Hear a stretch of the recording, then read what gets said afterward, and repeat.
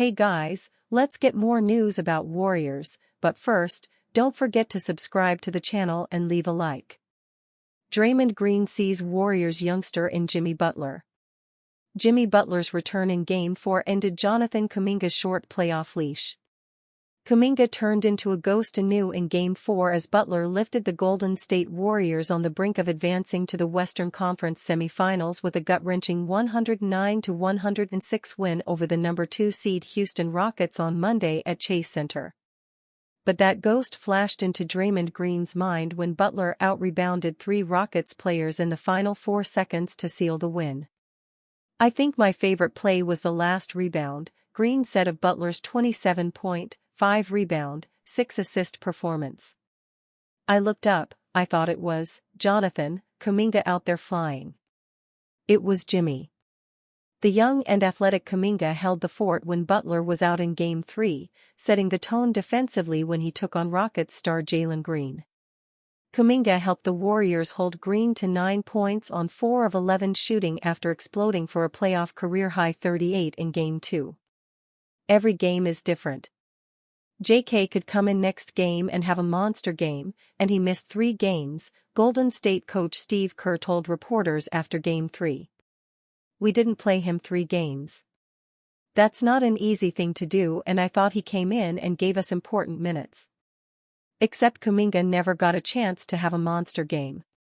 Kerr played 11 players in Game 5. Kuminga was not one of them. He received his 4th DNP in the Warriors' last 6 games. It could have been 6 straight DNP had Butler not gotten hurt.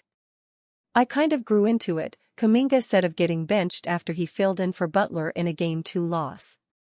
"I've been here for 4 years, and throughout these 4 years, there were times I didn't play, and it messes with my head sometimes as a very young player, but I kind of grew into it." After the first game Kuminga was removed from the rotation, Kerr was asked if he's worried about hurting his confidence. "I don't factor that in," Kerr told reporters at the time. "That's regular season stuff. When you go through the 82-game season, you factor in everything, you try to help everybody along. When you get to the playoffs, everything goes out the window. You just try to win each game."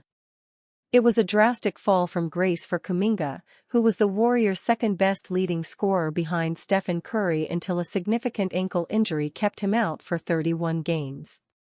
By the time he returned, his spot already belonged to Butler, who arrived via blockbuster trade at the deadline, a turning point in the Warriors' flailing season. Butler played 40 minutes in Game 5, playing through a deep glute muscle contusion that kept him out of Game 3.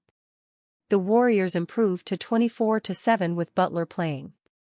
Butler's impact on winning on top of his vast postseason experience sealed Kuminga's fate in Kerr's playoff roster decision and perhaps his future with the franchise that drafted him 7th overall in 2021.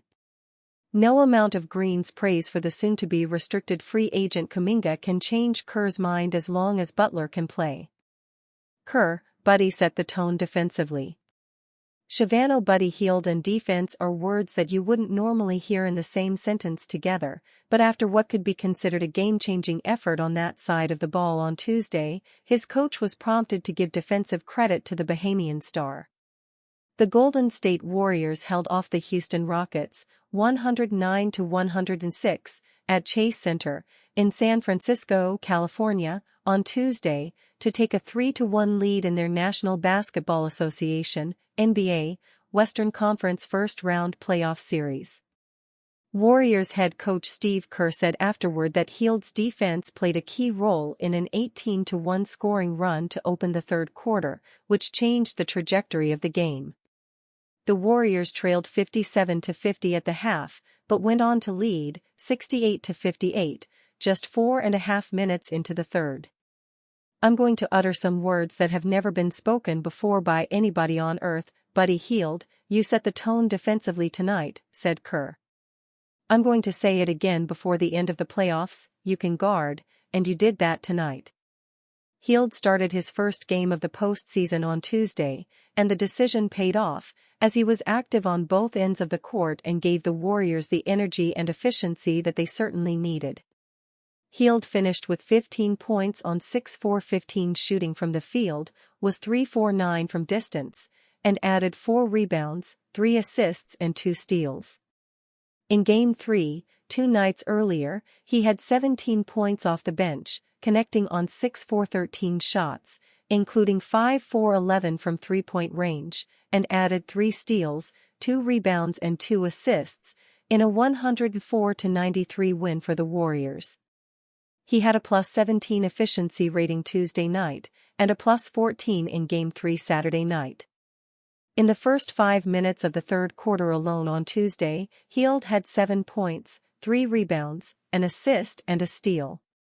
He was a menace defensively, frustrating Rockets guard Jalen Green on a number of occasions. Green was held to just 8 points on 3-for-8 shooting from the field, just a few days after he exploded for 38 on 13-for-25 shooting from the field, 8-for-18 from three-point range. On the offensive end, it was Hield's transition three-point shot which gave the Warriors a 68-58 lead at the 7:23 mark of the third quarter. The Warriors went on to lead 82-80 at the end of 3 quarters, matching the 2-point cushion they had after the first quarter, 28-26. Giannis Antetokounmpo trade landing spots if Milwaukee Bucks star asks out. Heading into the 2024-25 NBA playoffs, another first-round flop felt like a worst-case scenario for the Milwaukee Bucks. Turns out, that wasn't the half of it, because the Bucks not only lost yet another first-round series, their third in a row, but they also lost Damian Lillard to a torn Achilles.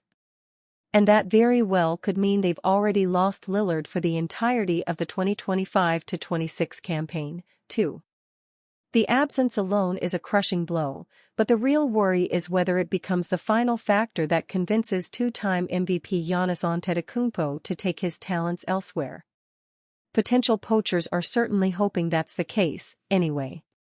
And it's possible their wish could be granted, since Antetokounmpo has never hidden the fact that winning trumps loyalty. If he concludes, as one reasonably could, that contending is no longer possible in Milwaukee, then he'll almost certainly have to consider finding a new hoops home. He'll have no shortage of possible landing spots, but the following 5 clubs should top his list. Long before Lillard went down, Brian Lewis of the New York Post relayed that Antetokounmpo has been and remains Plan A for the Nets. Perhaps it was wishful thinking at the time, but dreams can come true. He's an obvious target for the organization, which ESPN's Brian Windhorst previously reported planned on going star searching this offseason. Stars don't shine much brighter than this. Antetokounmpo, who remains in the heart of his prime at 30 years old, has already earned MVP twice, Defensive Player of the Year and Finals MVP honors. The tougher sell here is providing him with a championship blueprint in Brooklyn. The Nets lost 106 games over this season and last, and they're without both established stars and blue-chip prospects with obvious star potential. All of that said, Brooklyn has gobs of cap space this summer, a rich enough pick collection to send out several for Antetokounmpo and still have assets left for additional pursuits and a marquee market to sell potential targets. Plus, the roster isn't totally devoid of talent. Cam Thomas is a walking bucket. Cam Johnson ranks favorably among basketball's best 3-and-D wings. Nick Claxton is an intimidating interior anchor. Not to mention, first-year coach Jordi Fernandez could be a rising sideline star.